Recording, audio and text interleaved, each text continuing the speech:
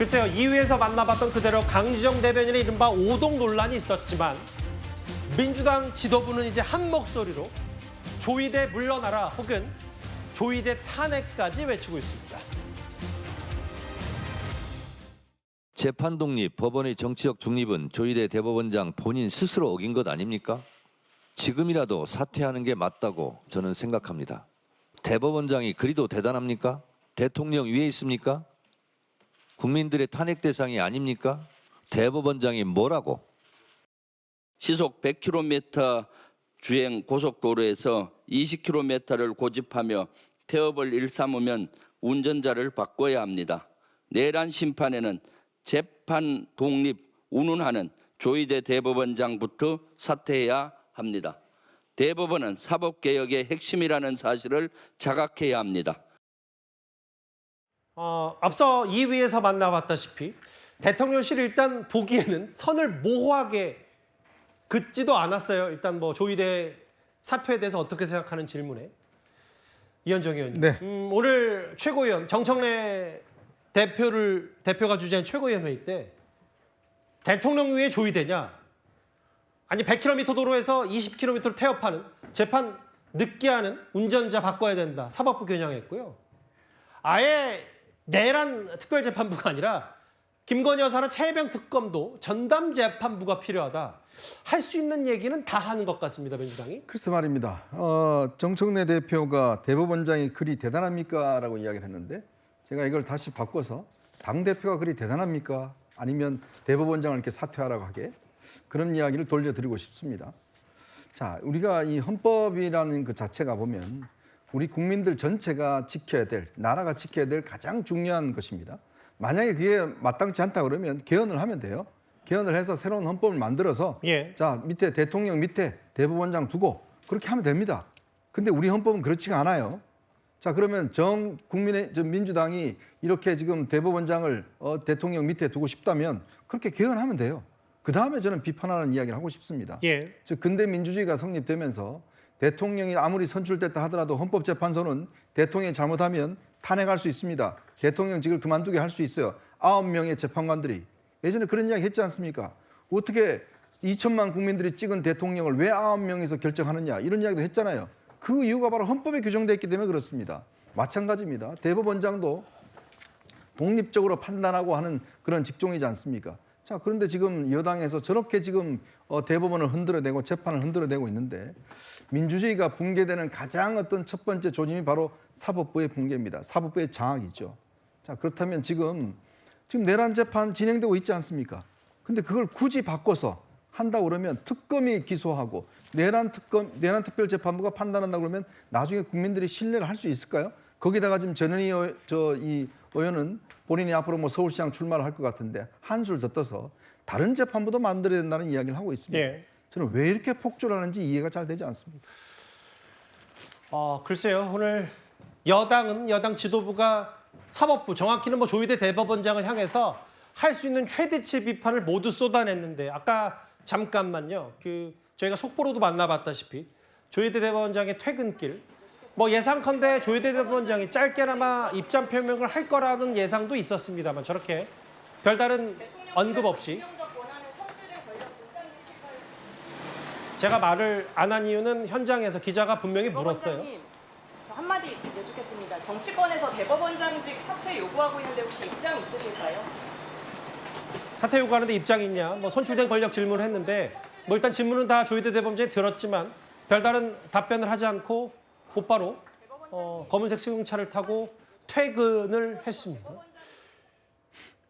뭐 사법부도 사법부 나름대로 이제 여러 뭐 속에선 부글부글 끓을 테고 뭔가 어떻게 여권의 이런 압박에 맞서야 되는지를 지금 논의 중일 텐데요. 대신에 오늘 야당에서 이런 대법원장 자진 사퇴, 탄핵 공사에 대해서 민주당을 강하게 비판했습니다. 직접 목소리 들어보겠습니다.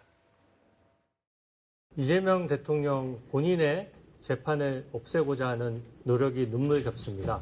OECD 국가 중 단 하나의 국가도 여당과 대통령이 나서서 대법원장의 사퇴 요구를 하는 경우는 없습니다. 국제적인 망신이라고 생각합니다. 개별적으로 재판부 다 만들 거면 민주당 사건은 무조건 무죄 주는 민주당 무죄전담 재판부도 만드십시오. 내란 특별 재판부를 두자고 하고 그걸 대법원장을 내쫓으려고 하는 방식으로 압박하는 것은 현대 정치에서 보기 어려운 무식한 정치입니다. 무식한 정치다, 이준석. 그럼 아예 차라리 민주당 무죄 전담 재판부도 만들라, 주진우. 대법원장 쫓아내는 건 조희대 대법원장 탄핵 사유가 아니라 이재명 대통령 탄핵 사유다. 한동훈. 성추문 부의장님. 예. 야권에서 여당을 향해서 또 할 수 있는 또 최대치의 비판으로 맞불을 놨는데, 근데 이제 냉정하게 봤을 때 굳이 민주당, 거대 여당이 이렇게까지 할 필요가 있는지에 대한 근본적인 의문도 좀 들거든요.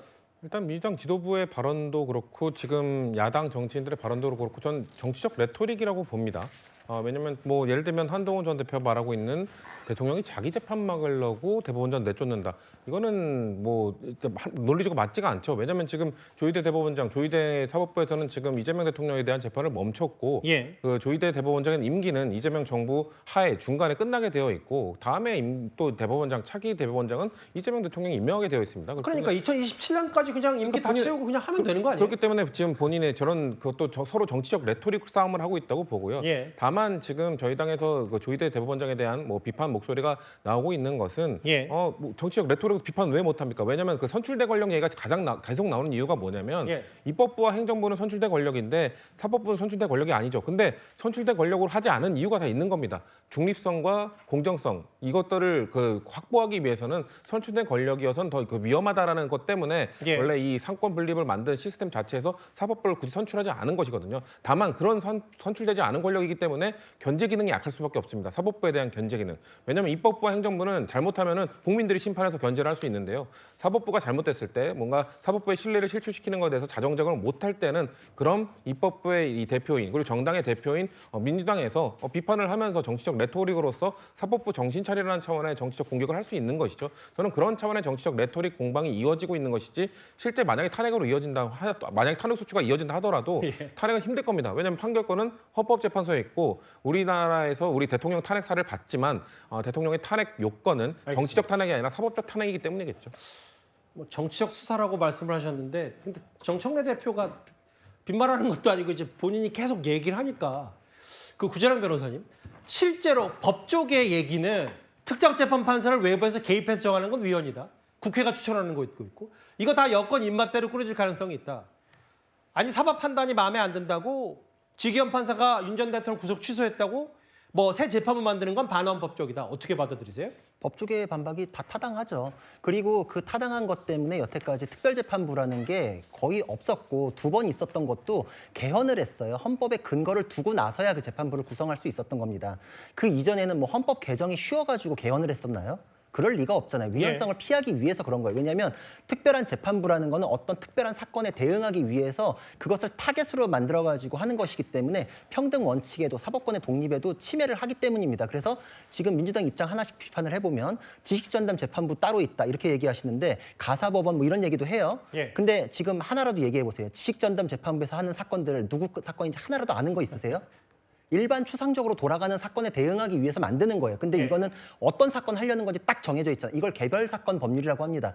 특별한 사건에 대해서 대응하는 건 소급 입법이나 헌법 법률의 그 추상성에도 위반되는 거예요. 법을 그냥 내가 집행하는 도구로 사용하기 때문에 이런 문제가 벌어지는 것이고 현직 법관 가운데 추천이 문제 없다라는 거는 어떤 재판부, 어떤 전담부를 여러 개 꾸려놓고 그중에서 전자배당으로 랜덤으로 돌아가서 하게끔 하는 이유를 정면으로 배치되는 거예요. 그거는 어떤 재판에 성향을 가진 사람이 들어갔을 때 결론을 좌우한다는 거를 시인하는 셈입니다. 이럴 때 또 이제 판사가 그러면은 어디 정치 성향에 치우쳐서 하겠냐 뭐 이런 반박하시는데 사람이라는 건 어떤 관이 있어요. 법률에서 관. 그러니까 정계석 마흔혁이 그런 식으로 하는 거는 그 사람이 왔다 갔다 하는 게 아니라 그런 사람인 거예요. 그 반대되는 사람이 있듯이. 그러니까 그것을 이제 보호하기 위해서 랜덤으로 돌려서 전자배당을 하거든요. 그러니까 특정한 재판부에 꽂으려고 하는 그 불을 만들려고 하는 것이 이 모든 헌법에 위반되는 사유가 되는 것입니다.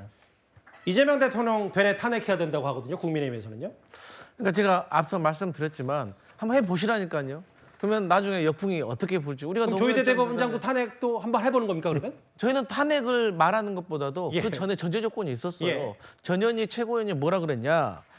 지기현 판사에 대해서 감사하고 징계해라. 예. 왜? 수십 년간 유지됐던 구속기간 산정을 혼자 일을 실어 바꾸지 않았냐. 그런데 이게 윤석열 전 대통령만 그렇게 하고 나서 또 다시 바뀌었잖아요. 그럼 여기에 대해서 조희대 대법원장은 대법원장으로서 이 희대의 사건에 대해서 입장을 표명을 해야죠. 표명합니까? 아무것도 안 했잖아요. 예. 그렇기 때문에 여기에 대해서 저희 민주당이 봤을 때는 전보 이런 것들을 조치를 해야 된다. 그게 하면은 그게 선행이 된다고 하면은 저희는 굳이 내란 특별재판을 만들 게 없다. 그런 입장입니다. 알겠습니다. 글쎄요. 여권 내 이제 조희대 대법원장에 대한 잦은 사태를 넘어서 2027년까지 임기가 보장돼 있는 조희대 대법원장 탄핵도 할 수 있다는 취지의 기가 오늘 저희가 준비한 1위였습니다.